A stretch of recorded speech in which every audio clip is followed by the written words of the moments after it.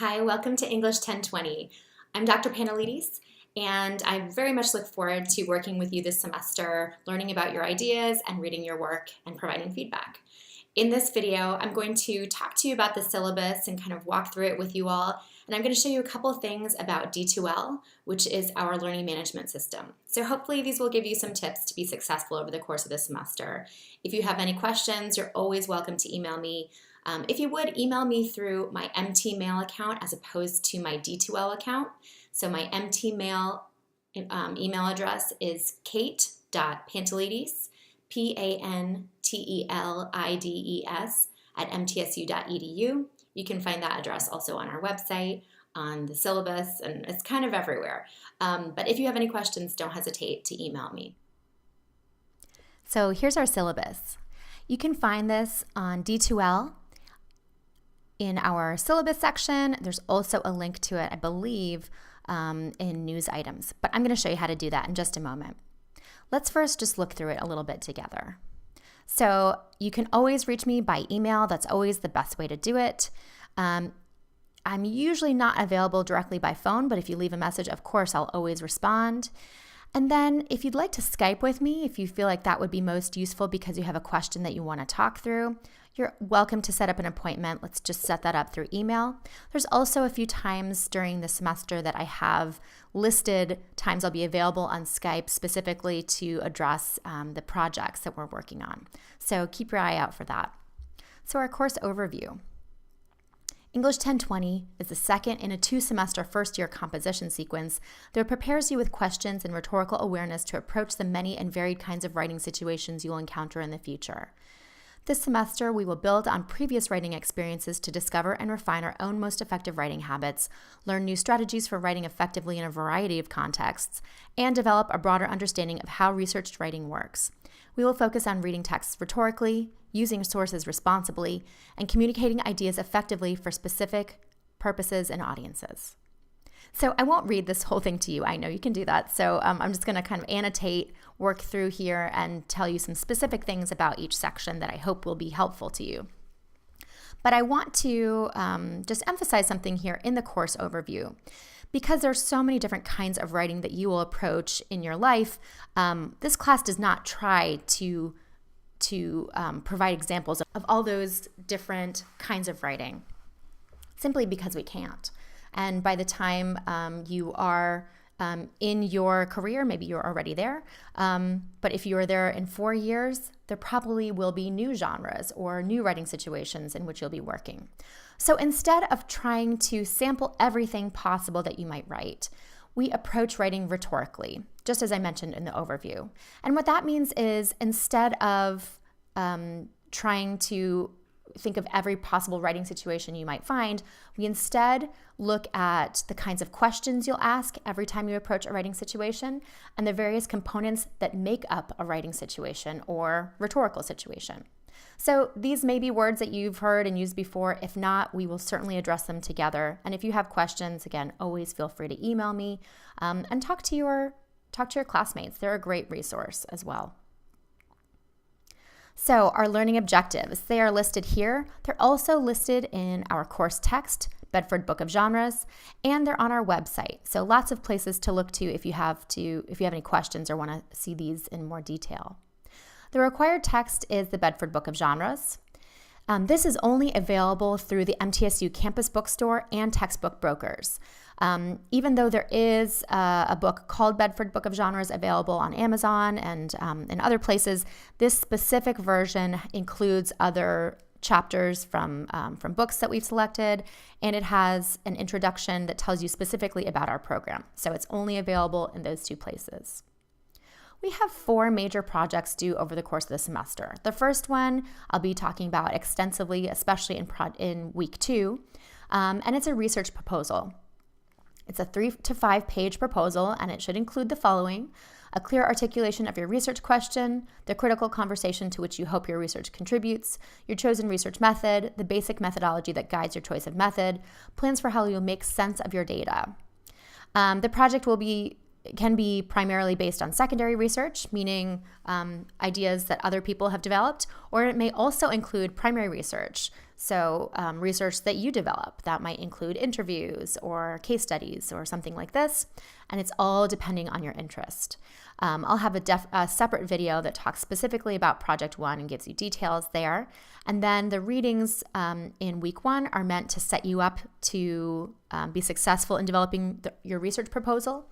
And the readings in week 2 specifically address what a research proposal looks like and how you can accomplish it. Project 2 is going to be 25% of your grade. It's called a WorkNets essay. And creating a WorkNet is a specific method of addressing a scholarly text. Again, you'll have lots of readings to specifically identify what the strategy is and how to be successful in it. But just to give you an overview, what you'll do is select an academic article that's related to your research proposal topic. And then there's 4 WorkNet phases. And these are just 4 different ways that you approach the text that you've chosen. The first is semantic, which addresses words. Essentially, you identify keywords in the text.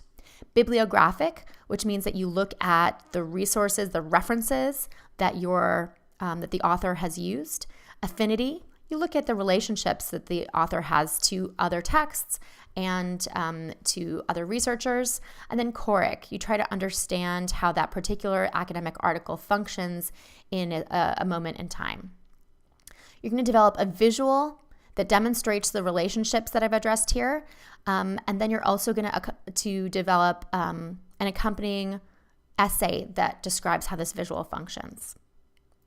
Project 3 is also 25% of your grade, and it's a researched chapter. So all of the research that you develop, that you've talked about developing in your research proposal, that you start working with in your WorkNets essay, all of that you bring together in Project 3. This is your research chapter.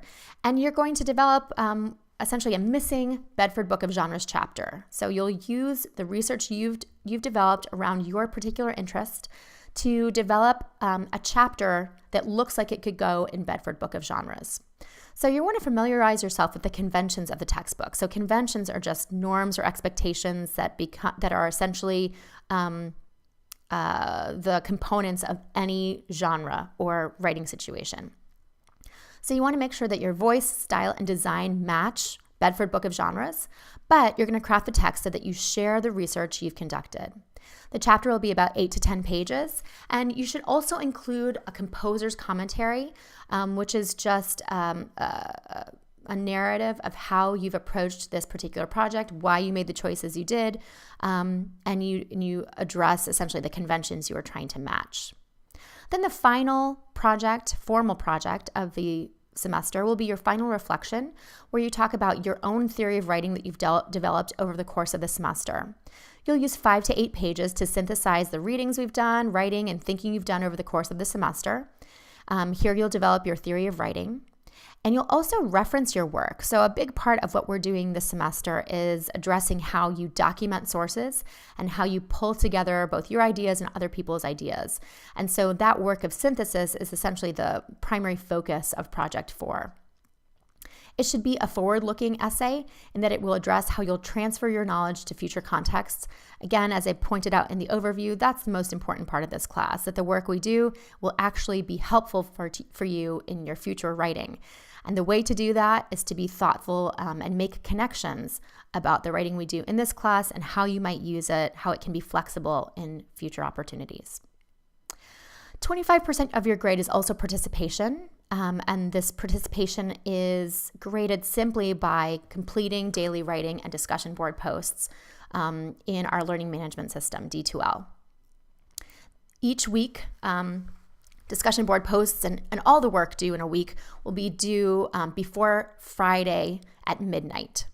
You can certainly work ahead if you'd like to, depending on your schedule. The only thing that will only be available in the week that it is assigned are the quizzes. But otherwise, if you'd like to work ahead in discussion board posts, you are absolutely free to do that.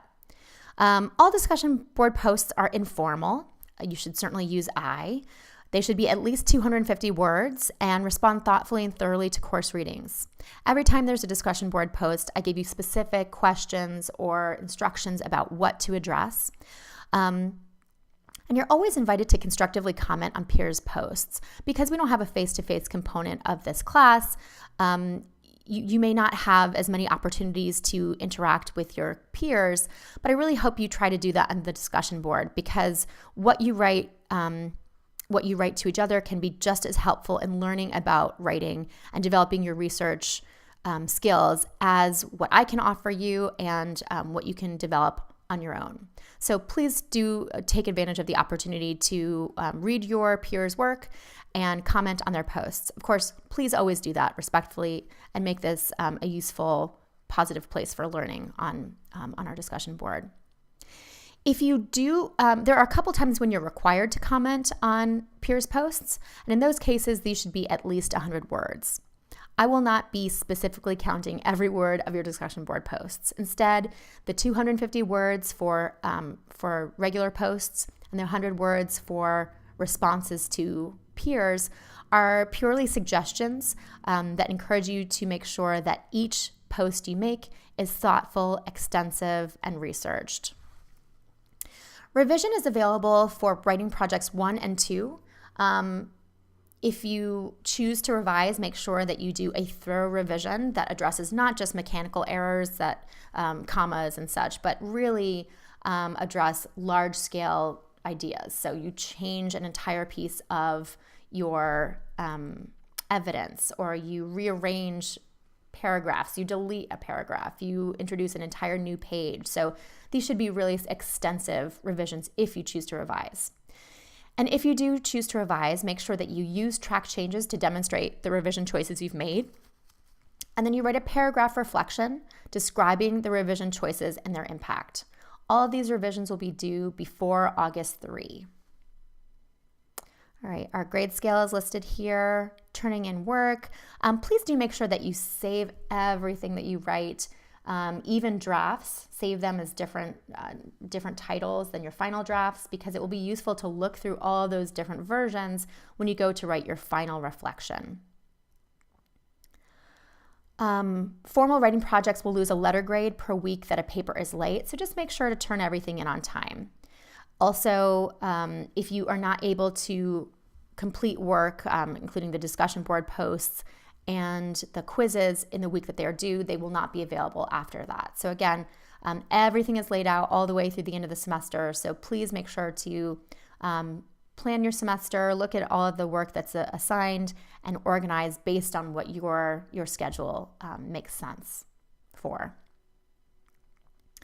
All right, so again, please do make sure to email me on your MT Mail account. With rare exceptions, I'll respond to all email within 48 hours. I am traveling to see some family this summer, and so I will be on planes a few times. That will be the only time that I'll be not available by email. But please do just know that I will be in touch as quickly as I can. If I don't respond immediately, it's because there's a time difference or I'm on an airplane. Academic integrity, please make sure just to write your own work and document your work. These are really specific projects that we're developing over the course of the semester, so it would be harder to plagiarize than to just write the project. So I really encourage you to do that, but let me know if you have any questions or confusion. Participation and civility, I do want to let you know this is a small workshop-based class. And part of why this is a great class, I think, is because of the small nature. And then if everyone participates, you really get the opportunity to learn from some smart students that are really engaged. And of course, I will be commenting on all your work, providing you feedback, and I've designed, I think, a useful class for you all with useful readings and opportunities to respond to those readings. I just include this meme because I think it's funny, and we all know what it's like when somebody is wrong on the internet. So please, if you find that happens at any point during our class, just let it lie and move on. At the bottom here, I have a couple of reminders about MTSU opportunities, Title IX. reasonable accommodations for students with disabilities, our lottery statement, and the Writing Center. The Writing Center is open during the summer for both in-person and online appointments. I really encourage you to use this resource. It's a great one if you have any questions about your work and want just another set of eyes on it beyond mine and beyond your classmates. The Writing Center is a really great place to address those questions. Okay, I hope this helps. And now I am going to show you a little bit about our learning management system, D2L. It's also called Brightspace, and I believe Daylight. So it's got all kinds of names right now. Here's D2L. So you can see we're on our course home right now, and I have included a news item for you all, just welcoming you to English 1020. And here are links to the first week's readings, to the first week's discussion board posts, to our first reading quiz. Also, there's a reminder here that you have a quiz that will be due that week. If you have any reminders, they'll be up in this kind of bell area. If there's any notes, if somebody's written to you, that's going to be up here, or right here, I guess. But again, I would request that you email me on my empty mail as opposed to through D2L because it's not always available. So I want to make sure I don't miss a message from you. All right, so where I would encourage you to go most often is to content. This is where the entire course is laid out. So you can see, again, this is essentially the same text that I made a news item on the course homepage. But back to content here. So if you scroll down, you have all of these options for your table of content. So first, there's the syllabus. And I've showed that to you. We've kind of walked through that. Then the calendar. I really encourage you to look at the calendar and kind of plan ahead for your semester. There's some readings. These are linked within each week that they're required. There's each writing project has both a PDF version and a Word document version, depending on what you prefer and what's more accessible to you. And then there's some handouts and resources. These are mostly peer review protocols, but I'll probably add some more in here over the course of the semester, depending on what you all note that you need. And then beyond those course documents, everything is ordered by week. So in week 1, a couple of recommendations and just kind of heads up for what to expect. Then I've listed for each week readings, discussion board posts, and then if there's something else due, like a quiz or a paper, that will be listed here. Okay, so this is D2L. If you want to access any of these other areas, you're welcome to. Discussions, as I noted, are listed in multiple places, but they're here. The Dropbox. Those are for all the formal assignments. Your grades. Those will be updated throughout the semester. Quizzes. Some of these won't be applicable to you. And then again, you can access discussion, emails here as well. All right, I hope this is helpful. If you have any questions, there's lots of tutorials available for D2L. You're also welcome to come to campus and talk to our instructional technology division if you have any difficulty using the tool itself. So those are the basics. I very much look forward to reading your work over the semester. I'll see you in D2L. Bye.